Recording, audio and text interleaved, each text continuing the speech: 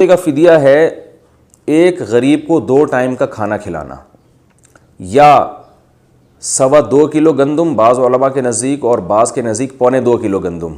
تو ہماری رائے میں 2.25 کلو والا قول زیادہ یعنی دلیل سے زیادہ قوی ہے، لیکن بہت سے علماء 2.25 کلو گندم بھی کہتے ہیں۔ تو 2.25 کلو گندم یا 2.25 کلو یہ دے دیں، یا اس کی قیمت کسی غریب کو دے دیں، اور اگر کھجور میں دینا چاہیں کشمش میں تو اس کا دگنا، یعنی جتنی گندم ہے اس کا دگنا، اور یا اس کی قیمت دے دیں تو ایک روزے کا فدیہ ادا ہو جائے گا۔ لیکن یاد رکھیں کہ روزے کا فدیہ اس شخص پر لازم ہے جو ساری زندگی روزہ رکھ ہی نہ سکتا ہو اور قضا بھی نہ رکھ سکتا ہو، سردیوں میں بھی نہ رکھ سکتا ہو۔ اگر کوئی روزہ رکھ سکتا ہے بعد میں، ابھی نہیں رکھ سکتا لیکن دسمبر میں رکھ سکتا ہے، تو اس پر فدیہ نہیں، اس کو قضا ہی رکھنی پڑے گی۔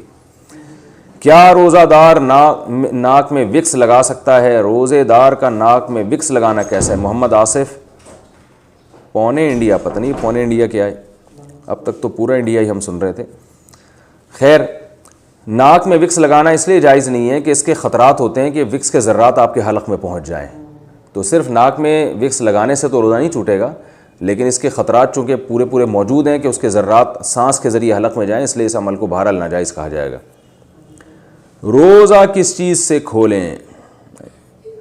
روزہ کھجور سے کھولنا سنت ہے یا سادہ پانی سے بھی کھول سکتے ہیں؟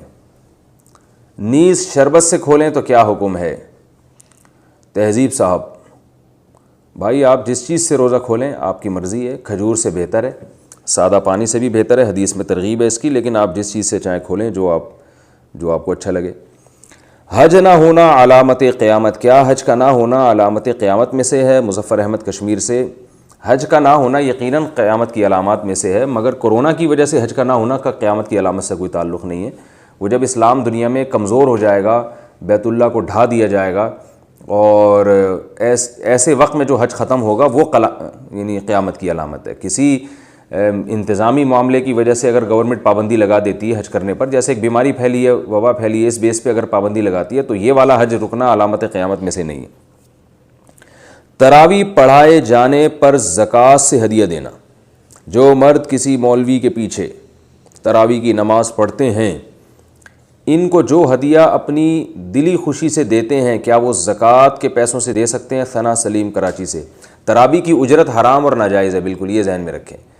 آج کل یہ بہت ہو گیا ہے کہ اس کو بھی ایک کاروبار بنا لیا قاریوں نے، تراویح پڑھا کے پیسے لیتے ہیں، طے ہو رہا ہوتا ہے اتنے پیسوں میں پڑھاؤں گا۔